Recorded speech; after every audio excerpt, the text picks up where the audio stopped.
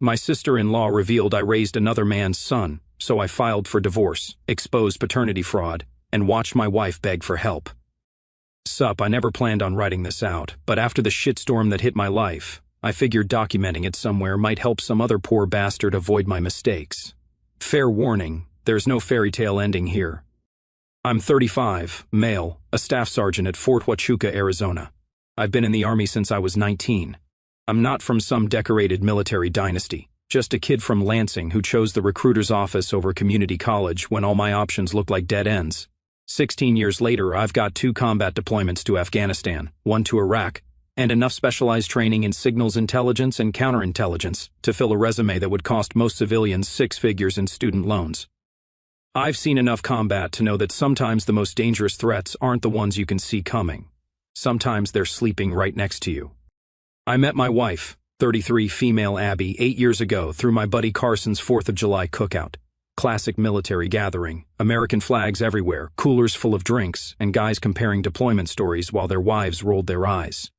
She was finishing her master's in clinical psychology, interning at the VA hospital where Carson's wife worked. Unlike most women at these things, she wore this fancy sundress instead of the usual cutoffs and was discussing Jung and Freud instead of complaining about the PX or housing allowances.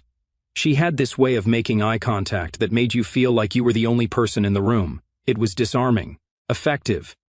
Her family was Connecticut upper middle class, surgeon father, teacher mother, summer homes in Cape Cod, and elite private education. Basically a different universe from my blue-collar, Michigan upbringing, where vacation meant fishing at my uncle's cabin and college was something other people did. Dad worked the assembly line at the GM plant until his back gave out. Mom cleaned hotel rooms and did tax prep during filing season to make ends meet. They divorced when I was 14. Turning our already tight finances into a mathematical impossibility.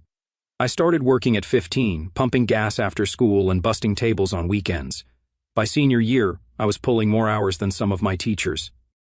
Our connection made no sense on paper, but somehow it clicked. She liked my stability and no bullshit approach to life. I appreciated her intelligence and the way she could navigate social situations I'd stumble through like a bull in a china shop. After 6 months of dating, I proposed. She said yes without hesitation, which honestly surprised the hell out of me. The wedding was small, just 50 people at the base chapel. Her family clearly expected something fancier, but I wasn't going into debt for a single day's celebration. Abby seemed happy with it. The first year of marriage was an adjustment period. We argued about money. She thought my refusal to touch my emergency fund for a new living room set was paranoid. I thought her insistence on eating out 4 times a week was financially irresponsible. Eventually, we found middle ground. I loosened the purse strings a bit. She got better about tracking expenses. Basic compromise. Abby's younger sister, 30, female, Claire, was always the elephant in the room during family gatherings. 3 years younger than Abby, perpetually figuring things out after dropping out of 3 different college programs. Every time I saw her, she had a new look, new boyfriend, new business idea that Abby's parents were refusing to fund. She'd drift between serving tables at upscale restaurants, selling essential oils on Facebook, and consulting gigs that never seemed to materialize into actual income. Despite her flakiness, Claire had moments of surprising clarity. Once, while Abby was helping her mom in the kitchen, Claire looked at me seriously and said, "You know, she's always gotten everything she wants, right? Since we were kids, she just knows how to make it look like she deserves it." At the time, I shrugged it off as typical sibling rivalry. "Claire's always been the family disappointment," Abby told me once after a particularly tense Thanksgiving where her dad had made pointed comments about Claire's latest failed relationship. "Dad paid for my education because I actually finished what I started. Claire just wants handouts without the work. I mostly stayed out of it. Nothing good comes from inserting yourself into family politics, especially when you're the outsider from the wrong side of the tracks." 5 years back, our son Ethan was born. I had just made staff sergeant, and Abby had established a small but growing private practice specializing in military family counseling. Perfect timing, or so I thought. I used 2 weeks of carefully saved leave to build the nursery, repaint the walls and assemble furniture, painted the walls this light blue color that Abby picked out from about 50 nearly identical swatches. Those first months I mastered diaper changes with military precision and could prepare a bottle one-handed while holding him in the other arm. I still remember the moment they handed him to me in the hospital. Tiny little thing, face all scrunched up, yelling his head off. I'd faced Taliban fire without flinching, but holding this 7-pound human had my hand shaking. I promised him right there I'd be a better father than mine had been, that I'd always be present, always reliable no matter what. The military life meant I missed some moments. A 3-week training rotation in California had me gone for his first steps, but I made it work, volunteered as assistant coach for his t-ball team even though I knew shit about baseball, set up a camping tent in the backyard for adventures when I was home, built routines around my shifting schedule. I'd seen too many military marriages crack under the pressure, too many distant fathers who became strangers to their kids. That wasn't going to be me. Funny thing about military life, you learn to squeeze meaning out of small moments. Reading Goodnight Moon for the 15th time becomes precious when you know you're deploying next month. Every birthday, every school event, every ordinary Tuesday dinner takes on this weight because you're acutely aware how easily you could miss it. I kept detailed logs in my phone of Ethan's development. First words, first foods he liked, the way he always slept with one arm thrown above his head just like I did, the precise sound of his laugh when I threw him up in the air, data points I could review during deployments, something to hold on to during long nights overseas. Our life wasn't perfect, but it was solid, 3-bedroom ranch-style house in a decent neighborhood near base with that covered patio I built during a 4-day weekend, 2 reliable vehicles, my F-150 and her Subaru, modest savings in the TSP, annual trips to visit both our families. Abby and I weren't exactly burning up the sheets anymore, typical story after years of marriage and parenthood, but we operated like a well-oiled machine in most aspects of life. Partners, a team. At least that's what I thought until 3 weeks ago. It was a Tuesday when Claire texted me. Not unusual to hear from her. She'd occasionally send memes or ask about Ethan, but the content raised flags immediately. Need to talk to you alone. No, Abby. Important. Can we meet? This message tripped every alarm, but intelligence gathering is always the first phase of any operation. So I agreed to coffee at a Starbucks near the interstate. I drove there in silence, running through scenarios. Maybe Abby was planning a surprise party. Maybe Claire needed money. Maybe she was in trouble and didn't want her sister to know. I'd helped her once before when her car broke down and she couldn't afford repairs. Nothing prepared me for what was coming. Claire looked rough when she arrived. Not hungover or strung out. I'd seen that version of her before at family gatherings, but tense, constantly checking the door like she expected Abby to burst in at any moment. "Thanks for meeting me," she said, not touching the overpriced latte I'd bought her. "I wouldn't do this if there was another way." "Just tell me what's going on," I replied, keeping my voice neutral. Military habit, assess the situation before reacting. She took a deep breath. "Dean, I think Ethan isn't yours." My expression didn't change. Years of briefings under pressure teach you to control your reactions. That's a serious claim. What makes you think that? Claire pulled out her phone, navigated through some screens, then slid it across the table. "These are emails between Abby and me from right before she told you she was pregnant. The exchange was dated 5 years and 3 months ago. Abby, I really screwed up this time. Justin and I got carried away at Dad's party. Dean can never find out. Claire, are you serious? You cheated Abby with my Justin. What are you going to do, pretend?" "Abby, nothing. I'm not ruining my marriage over one stupid mistake. The timing works out. Dean's been gone for training. He'll never question it. Claire, this is so wrong. You need to come clean." "Abby, I already talked to Mom and Dad. They agree it's better to protect the marriage. One night isn't worth destroying everything we've built." "Claire, of course they took your side. They always do. I can't believe it." "Abby, stop being bitter. They're being practical. What Dean doesn't know won't hurt him. I'm putting this behind me and focusing on my marriage. You should too. Move on." I read through the entire thread twice, memorizing key details while my brain processed the implications. Justin was Claire's boyfriend at the time, some tech startup guy with a man bun and those stupid hipster glasses she'd been dating for about 8 months. I remembered meeting him at her father's retirement party, finding him pretentious but harmless. The party had happened during my month-long training rotation at Fort Irwin. The timeline matched perfectly. "Why tell me now?" I asked, voice level. "It's been 5 years. Claire's eyes hardened. "Last week, Abby tried to sabotage my new relationship by telling my boyfriend I have borderline personality disorder and a history of fabricating stories about people. Used her therapist credentials to make it sound official. She's crossed a line using her professional status to make me look crazy. She's been holding this over me for years. Anytime I'd bring up the cheating, she'd threaten to tell our parents I was making up lies about her perfect marriage. They'd believe her too. They always do. Dr. Abby with her perfect life versus screw-up Claire who can't hold down a job. I nodded slowly. You have copies of these emails? I've kept everything, she replied. Abby's held this over my head for years, threatening that if I ever told you, she'd make sure our parents cut me off completely and tell everyone I'm mentally unstable. I'm done being her punching bag. I thanked her for the information, promised to look into it, and left. On the drive back to base, I replayed every moment from Ethan's early life. Abby's insistence that her blonde hair meant recessive genes could explain his features that didn't match mine, how she'd get defensive whenever anyone said he looked more like her side of the family. That night, while Abby was at her Tuesday therapy to group meeting and Ethan was asleep, I silently entered his room and collected a few strands of hair from his brush, sealing them in a plastic bag. The next morning, I found an old electric razor in my gym bag that hadn't been used since before Ethan was born, my DNA sample.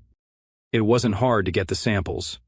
The hard part was looking at the sleeping boy I'd raised for 5 years and wondering if everything I thought I knew was a lie.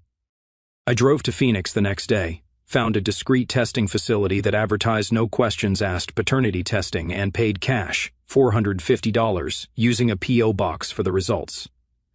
The technician said 3 to 5 business days. The wait was excruciating. I found myself studying Ethan's features obsessively, the shape of his ears, the cowlick in his hair, the way his eyebrows drew together when he concentrated on his Lego projects. Had I been seeing what I wanted to see all these years? While waiting, I initiated what we call operational security measures in the military. I didn't move all our money. That would alert Abby immediately. Instead, I transferred half our savings to a separate account at USAA, legal, documented, but secure. I gathered copies of all important records, marriage certificate, Ethan's birth certificate, tax returns, property documents, and stored them in my secure locker at work. I reviewed our finances with clinical detachment. We had $42,368 in savings. My TSP retirement account had $127,895. The house had about $85,000 in equity based on recent comps in the neighborhood. 2 car loans, both manageable, no credit card debt. I'd made sure of that. I contacted a divorce attorney recommended by Martinez, a guy in my unit who'd gone through a similar situation last year. Paid the consultation fee from my personal account, not our joint one, $350 for an hour of his time. The attorney was brutally honest. Arizona has presumptive paternity laws. Being on the birth certificate and acting as the father for 5 years means you're legally considered the father regardless of biology. However, proving deliberate paternity fraud might give us some options for reducing or eliminating ongoing support obligations. He walked me through worst-case scenarios, best-case scenarios, most likely outcomes. I took notes like I was being briefed on an upcoming mission. Force deployments, logistical requirements, primary and secondary objectives. All this happened while maintaining absolute normalcy at home. I still made Ethan's lunches, still mowed the lawn every Saturday morning. Discipline at its finest. On Friday, the results arrived. I opened the PDF with steady hands. Probability of paternity, 0%. I stared at the screen for a long time. 15 years of combat training teaches you to control your breathing when taking a hit. I applied those same techniques now. That weekend, I suggested Abby take Ethan to visit her parents in Tucson. You guys haven't seen them in a while, and I need to catch up on that maintenance project for the truck. Could use the garage space. She seemed pleased by my thoughtfulness, kissing me on the cheek before packing their overnight bags. Once they left, I moved efficiently. Packed what actually mattered: military awards and memorabilia, essential clothes, personal documents, and the few photos I couldn't bear to leave behind. Left the 75-inch TV we bought last Black Friday. Left the new bedroom set. Left the kitchen gadgets she'd accumulated. The apartment I'd arranged through a military housing connection was sparsely furnished, but functional. 10 minutes from base, a temporary FOB, forward operating base, until I figured out next steps. I didn't trash the place. Didn't leave dramatic notes, didn't change the locks, just removed myself from the equation with tactical precision, the kind of clean extraction we practice in the field. When Abby and Ethan returned Sunday evening, I was waiting at the kitchen table, test results and divorce papers laid out neatly beside my laptop. Ethan ran in for a hug, which I returned genuinely. None of this was his fault. "Hey buddy, Why don't you go check out that new Lego set Grandpa got you? I need to talk to Mom for a few minutes.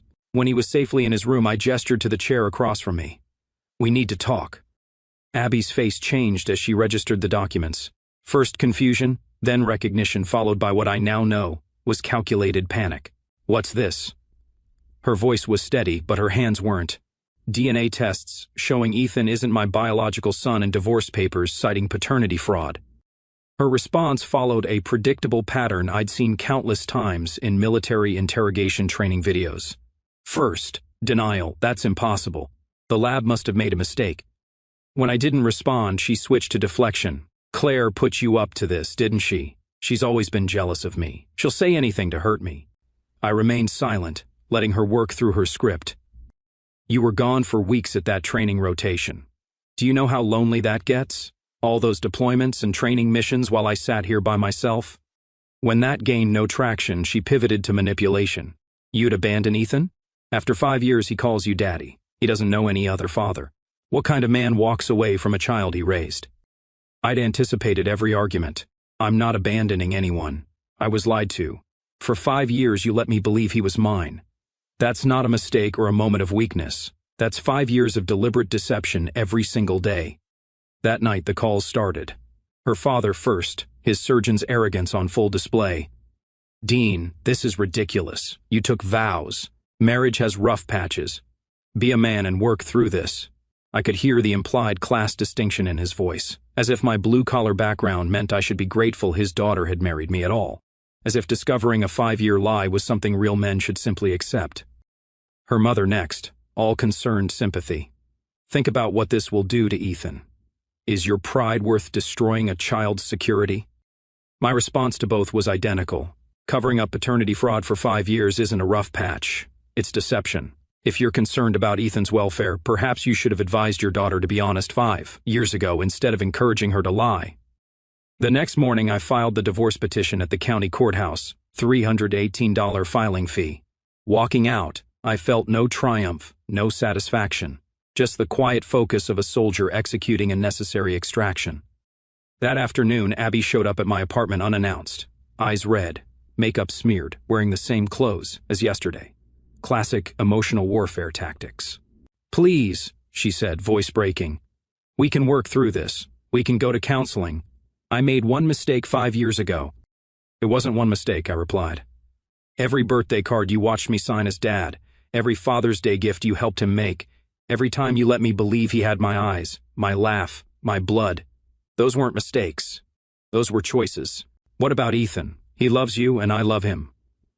That hasn't changed. But I won't stay in a marriage built on lies. She left after an hour of alternating between tears and anger. I expected her to slash my tires or throw my remaining belongings onto the lawn. Instead, she went with a more sophisticated approach, immediately filing for emergency temporary custody and support, claiming I displayed erratic and potentially dangerous behavior by abruptly abandoning the family home. Her attorney, hired remarkably quickly, suggesting previous consultation, submitted a statement painting me as an unstable combat veteran whose military training made me potentially dangerous during emotional distress. Classic PTSD stigmatization play. It might have worked if I hadn't anticipated it, and already provided my commander with a full briefing on the situation, securing a letter attesting to my stable mental state and exemplary service record. 2 days later, I was logging training schedules at my desk when my phone buzzed. Claire. Abby showed up at my apartment last night, she said, voice shaking. She was screaming that I'd ruined her life, that I was dead to the family. When my roommate tried to calm her down, Abby pushed her into a wall. We had to call the police. Claire had filed for a temporary restraining order. Abby's parents had immediately closed ranks around their favorite daughter, cutting Claire off completely. They're saying I destroyed the family with my pathological jealousy and lies. Dad's threatening to write me out of the will. Mom won't even take my calls. I've got nowhere to go. My roommate's freaking out about Abby coming back. I wasn't interested in Claire romantically, but I did know Garcia, an E7 in the motor pool who had a rental property sitting empty between tenants. Let me make a call, I told her. I might know a place you can stay temporarily. I arranged a month-to-month rental at a fair rate, helped Claire move the essentials from her apartment one evening after PT basic human decency, nothing more. When Abby found out through mutual connections, The narrative shifted immediately. Suddenly, according to her version spread through the Basewives Facebook group, Claire and I had been having an affair all along. We'd conspired to break up her perfect family out of spite and lust. The story spread through certain social circles, particularly among the military spouses who'd been friendly with Abby. The rumors reached ridiculous proportions. According to base gossip, Claire and I had been secretly meeting during family gatherings for years. Every time I'd gone to the garage to get more ice or check on something in the truck, I'd apparently been sneaking off for quickies with my sister-in-law. Every training rotation had been cover for romantic getaways. Every deployment had seen Claire visiting me overseas. The timeline was physically impossible, but that didn't stop the speculation. Abby's status as a therapist for military families gave her narrative extra weight. She knew exactly how to phrase things to sound professional and concerned rather than vindictive. "I'm worried about Dean's state of mind" sounds a lot better than "I'm trying to destroy his reputation because he caught me lying." I didn't engage with the rumors. In the Army, you learn quickly that defending yourself against every accusation just gives them oxygen. Better to execute your mission with discipline and let your actions speak. My direct chain of command knew the truth. My squad had my back. The guys who'd served with me through 2 deployments weren't about to believe I'd suddenly turned into some unstable threat. That was enough. I maintained strict digital discipline during this period. No angry texts, no social media rants, no drunk dialing at 2 a.m. The same compartmentalization that keeps you alive in combat zones served me well in divorce proceedings. The hardest moment came 3 weeks into the separation. My phone rang just after I'd finished dinner in my sparse apartment, a microwave meal at a $30 fold-out table I'd grabbed from the PX. "Dad?" Ethan's small voice hit me like a round to the chest. "When are you coming home? Mommy keeps crying in her room." I sat down heavily on the edge of my bed. "Hey, buddy. Sometimes grown-ups need to live in different houses for a while, but I want you to know that none of this is your fault, and I'll always be here for you, just in a different way now. But who's going to help me build my Lego space station? And you promised we'd go fishing when it got warmer." "I can still help with your Legos, and we'll definitely go fishing. I'll talk to your mom about when I can come see you. I love you, kiddo." "Love you too, Daddy." After hanging up, I sat motionless for a long time. In Afghanistan, I'd once held pressure on a buddy's arterial wound for 18 minutes while waiting for medevac. That had been easier than this conversation. The next day, I contacted Abby through our attorneys to establish temporary visitation. She initially refused, claiming my abandonment had traumatized Ethan. My attorney countered with a motion for court-ordered visitation, pointing out that denying access would only further harm the child. She relented rather than face a judge, and we established a weekend schedule. That first Saturday pickup was tense. Abby hovered in the doorway, arms crossed, as Ethan gathered his backpack and favorite action figures. She'd clearly been coaching him. He looked nervous, hesitant, not the energetic kid who used to launch himself into my arms when I came home. "Hey there, soldier," I said, kneeling to his level. "How about we go check out that new dinosaur exhibit at the museum? The one with the T-Rex skeleton?" His eyes lit up briefly before darting toward his mother. "Is that okay? Your dad can take you wherever he wants during his time," Abby said tightly. "Just be home by 7 for your bath." I bit back a comment about how she'd suddenly become concerned with schedules, when she'd been perfectly fine letting him stay up past midnight when it suited her plans. No point fighting in front of the kid. By the end of that first day, Ethan was back to his normal self. We built dinosaur models from the museum gift shop, grabbed pizza at his favorite place, and watched an hour of those weird YouTube videos where grown men play with action figures. Simple stuff, but it mattered. "Can I stay at your new house sometime?" he asked as I drove him home. "Working on it, buddy.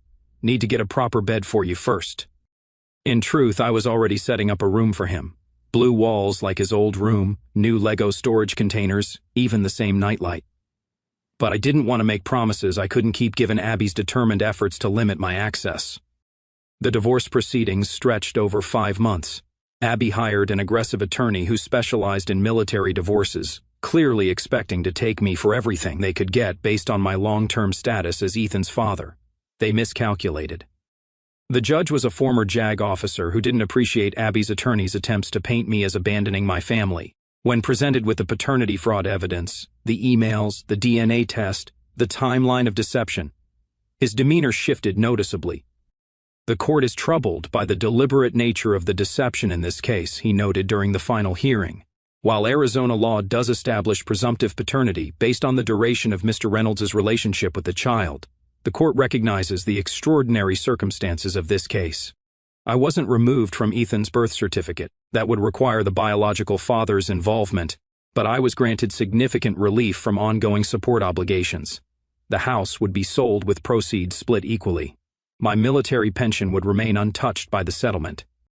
After the judgment, Abby's attorney approached mine outside the courtroom, floating a potential appeal. My attorney simply handed him a folder containing Abby's documented inappropriate discussions of client cases on social media, screenshots provided by a former colleague who had ethical concerns.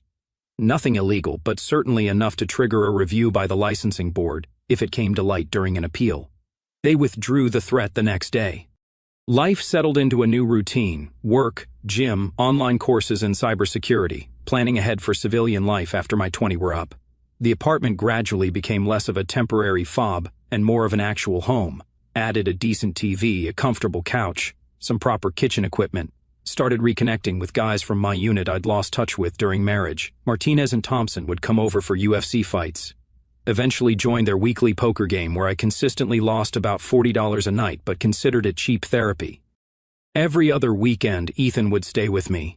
I'd take him hiking at Karchner Caverns, fishing at Patagonia Lake, or just spend a Saturday building increasingly complex Lego structures. He'd chatter about school, friends, the lizard he'd seen in the backyard, normal kid stuff. As far as he was concerned, I was dad. The strange thing was how my relationship with Ethan actually improved after the divorce. With Abby's constant micromanagement removed, I could parent on my own terms. No more negotiations about whether he could have 5 more minutes before bedtime. No more debates about whether climbing trees was too dangerous. Just me and my boy figuring things out together. Abby occasionally tried to test boundaries. She'd forget to pack Ethan's allergy medication, then text that I needed to drop by and pick it up, conveniently when she was just out of the shower or making dinner. Manipulation attempts that I sidestepped by keeping duplicate supplies at my place and maintaining strict communication through the court-recommended co-parenting app. I never bad-mouthed her to Ethan. Never corrected him when he called me dad. Never let on that there was anything unusual about our situation. Kids are perceptive. They know when they're being used as weapons in adult conflicts. I refused to do that to him. 6 months after the divorce finalized, I was changing oil on my truck when a familiar SUV pulled into my apartment complex. Abby stepped out looking nothing like the polished therapist I'd been married to. Hair in a messy ponytail, faded jeans, and a worn-out college sweatshirt. "Dean," she said, eyes on the ground. "Can we talk?" I wiped my hands on a rag and gestured toward my door. Abby perched on the edge of the couch like she was ready to flee. "Ethan got accepted to that STEM charter academy, the one with the robotics program. It's the best education in the area, but the tuition—" "You want money?" She flinched. "My practice has lost half its clients. Military community gossip spreads fast. Dad's scaling back his hospital hours. They've been helping with my condo payments." The fancy private practice office downtown had been replaced by a small suite in a medical plaza on the outskirts of town. Her designer wardrobe was noticeably absent. The Subaru in my parking lot had a dent in the rear bumper that hadn't been fixed. Small tells that confirmed her financial situation had deteriorated significantly. What happened to the settlement money from the house? Gone. Legal fees took most of it. What about Justin? Surely Ethan's real father could help out. Her face flushed red. I never told him. He moved to Seattle right after Dad's party.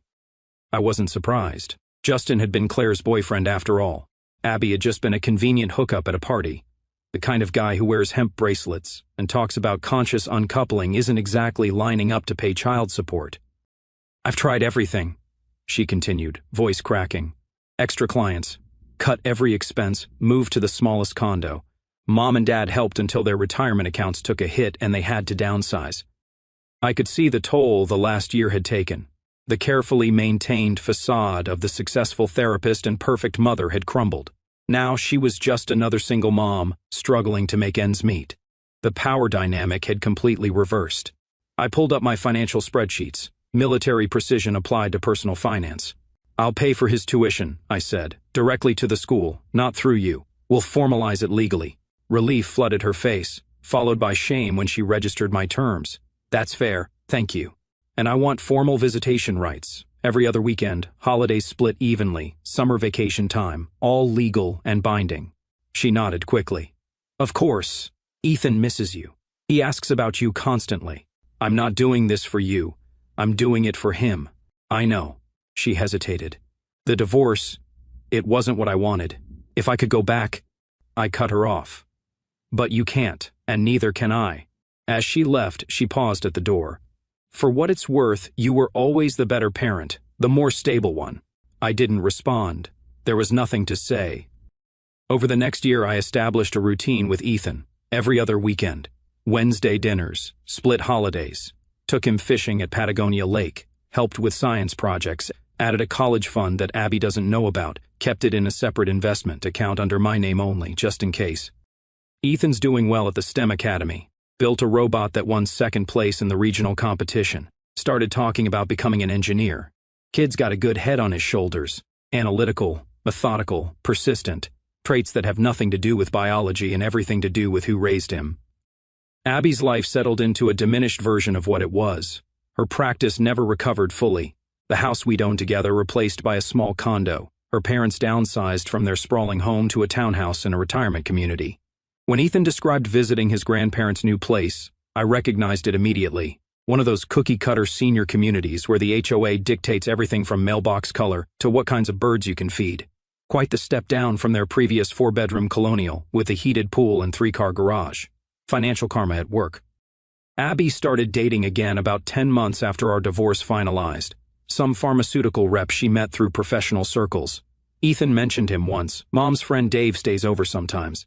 I kept my face neutral, asked if Dave was nice to him. Ethan shrugged in that way kids do when adults are irrelevant to their world. He tries to talk about sports but doesn't know anything about the Cardinals. The guy wasn't mistreating the kid, and that's all I cared about. Not my business who Abby sleeps with anymore. Never really was, apparently. I had a few dates myself. Nothing serious. A physical therapist from the base gym. An accountant Martinez's wife introduced me to. A third-grade teacher I met at Ethan's school science fair. Nice women, but the timing wasn't right. Still had too much to process before bringing someone else into the equation. Claire eventually moved to Phoenix for a job with an actual marketing firm. Not one of her usual opportunities, but a legitimate position with benefits and everything. We still grab coffee occasionally when she's in town visiting Ethan. Her parents reluctantly reconciled with her after about a year of silence.